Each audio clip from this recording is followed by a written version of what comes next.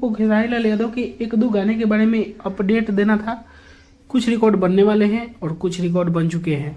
तो चलिए हम लोग वीडियो को शुरू करते हैं। और दोस्तों, पहला अपडेट ये है कि स्पीड रिकॉर्ड भोजपुरी से आया था एक गाना रेड लिपस्टिक, उस गाना पे 100 मिलियन व्यूज कंप्लीट हो चुका है।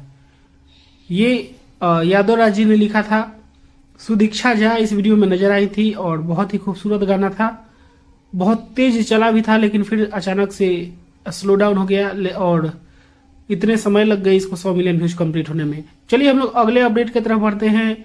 9,99,999 के लाइक कंप्लीट हो चुका है तेरे मेरे दरमिया पे। उसको थोड़ा सा और सपोर्ट की जरूरत है 1 मिलियन लाइक के लिए, और वो 1 मिलियन लाइक कंप्लीट हो जाएगा अगर आप लोग थोड़ा सा और उसको प्रमोट कर दीजिएगा, शेयर कर दीजिएगा। तो यही एक दो अपडेट थे जो कि आप लोगों को बताने थे। बाकी मैं इस वीडियो को मैं खत्म करता हूँ। आप लोग इस वीडियो को लाइक करिएगा, शेयर करिएगा। मैं मिलूंगा आप लोगों से नए वीडियो में। तब तक के लिए जय हिंद, जय भोजपुरी।